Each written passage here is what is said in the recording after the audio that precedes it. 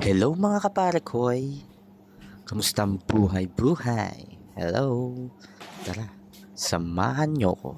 Papasok na ako ngayon for today's video. Let's go! Liligo muna pala ako mga kaparekoy. Wow naman! Wow! Wow! Tignan mo naman, excited ako maligo. May pagsayaw pa nga. Yan, tapos na ako maligo. Uy, ang laki! Yummy! Ugong! Barinig kita sa mukha eh! Whoop! Eto na. Nakapagbihis na ako mga kaparekoy ko.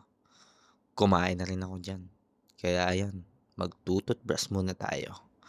Ayos ba mga mimis video ko? Nakakatawa din no?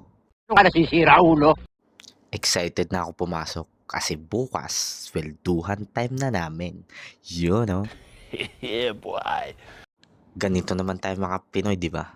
Basta swelduhan na, ang sasaya. Rawr!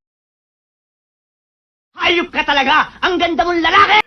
Ano yun? Parang may sumingit na muka. Kamukha ako ata.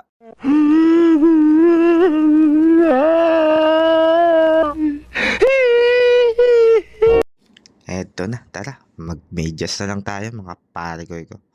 Kasi bukas, welduhan time na naman. Yun, oh. Parang may naamoy ako hindi maganda. Parang may balak ah. Samahan niyo ako bukas mga kaparekoy ko. Magwiwiduro tayo na sweldo natin. Yes! This is it, pansit.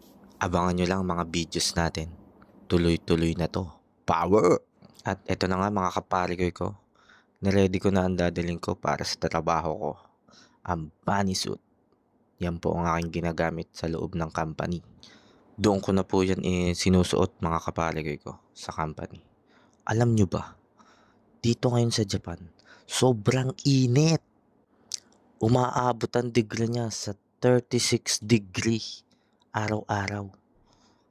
Biruin mo, sobrang init niya mga kaparekoy ko.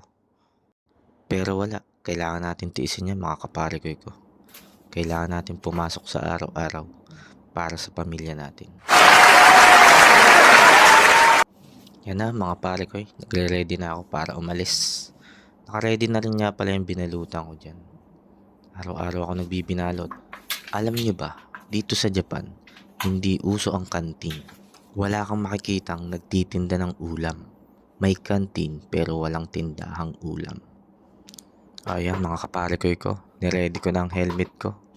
Hindi ko pa alam kung saan ko itutok-tok. Tanga talaga! O tara, mga parekoy, aalis na tayo. Let's go!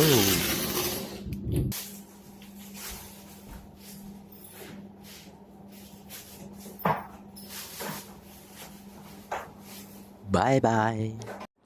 Oo nga pala, mga kaparekoy ko.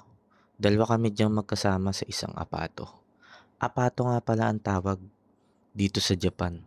Ang apartment, apato. Nakuha mo? Paano masabi? You know, may mimis na naman.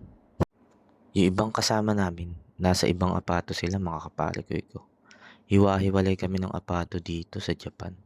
At alam niyo ba, mga kaparekoy ko, pinadala lang kami dito ng company namin dyan sa Pinas. Napakaswerte namin kasi hindi na kami nag-apply sa agency.